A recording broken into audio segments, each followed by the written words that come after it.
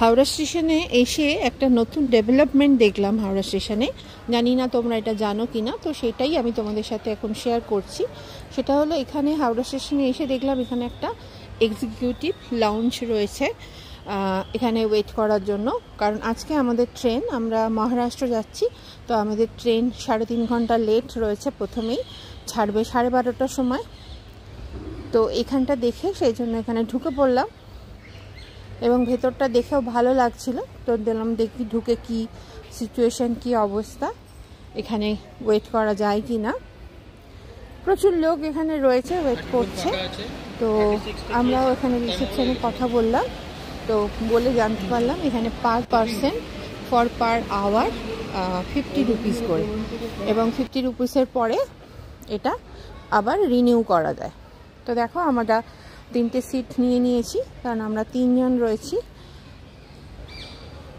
তো পেছনের দিকে আমাদের সিটটা দিয়েছে, বেশ বড় ভালো সোফা ব্যবস্থা করা আছে, সবই সোফা, এবং বেশ দরকার হলে ঘুমিয়েও নেওয়া যাবে আর কি, সেরকমই বেশ বড় বড় সোফা। 2-1 বাচ্চা ঘুমোচ্ছেও, কারণ ট্রেন লেট হলে কিছু করার নেই না, ওটা তো আর আমাদের হাতে নেই। তো সাথে ফুড কোর্ট আছে। দেখো আমরা এখানে আমাদের লাগেজ রেখে খুব আরামসে বসেছি। তো দরকার এরম, কারণ গতবারে আমি এটা দেখিনি, গতবারে যখন পুরী গেলাম সেই সময় দেখিনি, কারণ সেই সময় আমাদের ট্রেন এক রাইট টাইম ছিল, তো সেই জন্য এদিকে আর আসা হয়নি। তো আজকে ঢুকে দেখতে পেলাম এটা, তো সেই জন্য এখানে বসলাম। ভালোই জায়গাটা, সাথে ফুড কোর্ট রয়েছে, ওয়াশরুমও রয়েছে। তো চলো তোমাদের একটু দেখিয়ে দিই ছোট্ট করে। অনেক মানুষই এখানে বসে আছেন, অনেক বাচ্চা টাচ্চা নিয়ে, কারণ বাইরে খুব বৃষ্টি পড়ছে।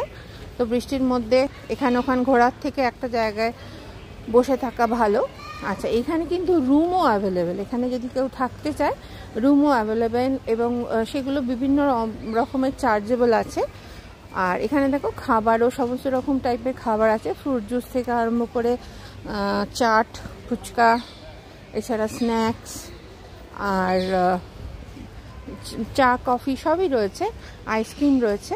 আর যেটা ওয়াশরুমের কথা বলছিলাম, ওয়াশরুমটাও কিন্তু এখানে খুব ভালো, মেল এবং ফিমেল আলাদা আলাদা ওয়াশরুম রয়েছে। আমি গিয়েছিলাম ওয়াশরুমে, এবং ওয়াশরুমে কিন্তু খুব সুন্দর ব্যবস্থা এবং পরিষ্কার পরিচ্ছন্ন। দেখো এখানে একটা ফুড কোর্টের ওই খাবারের জায়গা, বসে এখানে লাঞ্চ ডিনার সব টাইপের খাবারই এখানে খাওয়া যায়।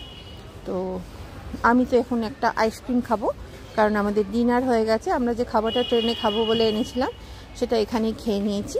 চলো আমি একটা আইসক্রিম খাই। আর এই দেখো এটা হলো কুপনটা।